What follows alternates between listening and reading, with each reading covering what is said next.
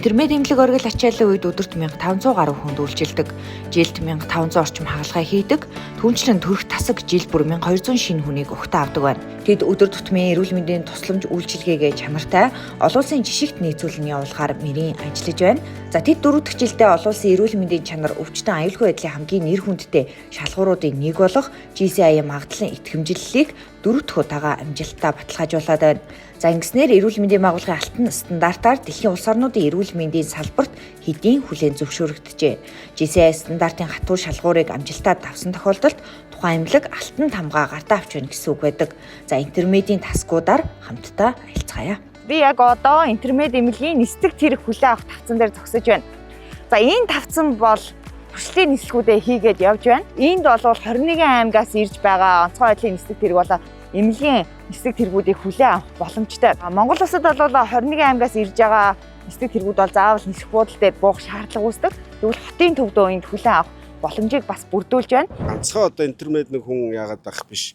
Монголын бүх эмнэлгүүд онцгой яралтай агаарын юм тусламж шаардсан бүх хүмүүс л энд бас тусламж авахд ойрхон те бүх хүмүүс л хэрэг болоосаа л гэж зорж энийг хийсэн. Нисдэгэ хүлээж авах сургалтыг бас одоо нэг эрен нисхийн газар дээр хийгдэж байгаа.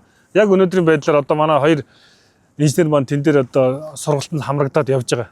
Энэ нэмлэг байгуулагдсан интермед бий болсон ямар утга учиртай юм бэ? Яагаад тэгэхээр одоо эмч хүний үр хүүхдүүд ажил үйлсэн сайн явж байгаад тэгээ эцэг эхийнхээ дурсгал зориулж энэ эмнэлгийг бий болгосон. Манай эмнэлгийн яралтай тусламж бол 365 хоног, 7 хоногийн 7 өдөр 24 цагаар ажиллаж байгаа. Яралтай тусламж гэхээр зөвхөн эмч сувилагч ажиллаж байгаа биш. Энийний ард яралтай дүрс онцлогооны тасаг бүтнээрээ ажиллаж байгаа.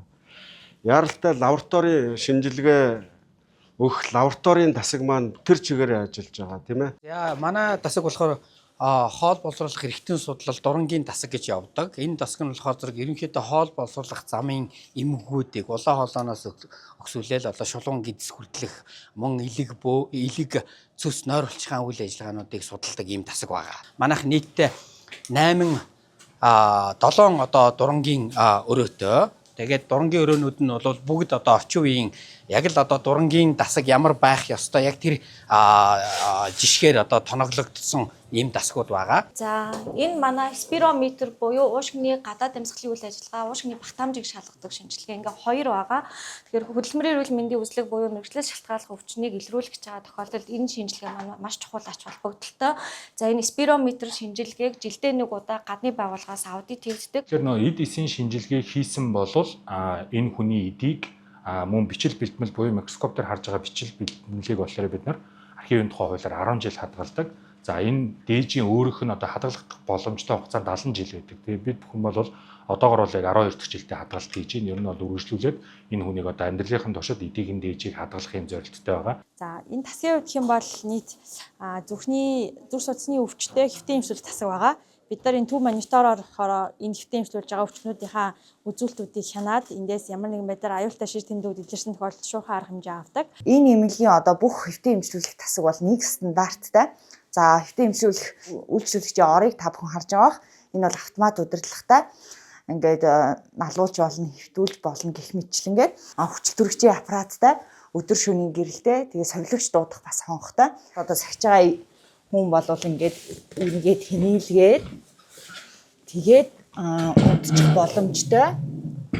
За ингээд сахиурын ор болох боломжтой. Тэгэхээр энэ өрөөнд болж байгаа энэ асуудлыг одоо совилагч ингээл цаг тутам орж ирж чадахгүй шүү дээ. Тэгэхээр тэнд байгаа монитор энэ хүн эрсдэлтэй гэж үзэх юм бол харж байгаа байхгүй. За хүнсэн энэ төв талбай маань болохоор хөдөлгөөний хэмжлэгээ хийдэг талбай байгаа. Яг хувь хүнд тохирсон одоо тулж ажиллах одоо системтэйгээр явдаг. Өдөрт нэг хүн дээр бол нэг 30-аас 60 минутыг зарцуулаад яг тухайн хүнд нь тохирсон одоо хөдөлгөөний хэмжлэгээ хийж байгаа байдал харагдаж байна. За манайх бол клиник лабораторийн тасаг байгаа. За тэгээд манай тасаг болохоор няз судлал, молекул биолог, за мөн ерөнхий лабораторийн шинжилгээнүүдийг хийдэг.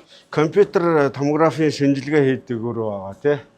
Одоо ингээл толгойноос хөл хүртэл бүхэл одоо эрхтнүүд биеийн бүтцийн шинжилгээ тооцогчтой тооцогчгүй 24 цагийн турш ажиллаж байгаа. Маш олон сайхан эерэг сан сэтгэлдлүүд за тэрийг хэлэхгүй ч байсан тийм сайхан болоод гарч байгаа. Тийм сайхан болоод хорвоо дэлхий дээр үр хүүхдтэйгээ элэг бүтэн явж байгаа. Тэр зүйлийг харахад л хангалттай. Заавал хэлэх албагүй. Хэлвэл бүр сайхан тий би энд илэрхийл сурав.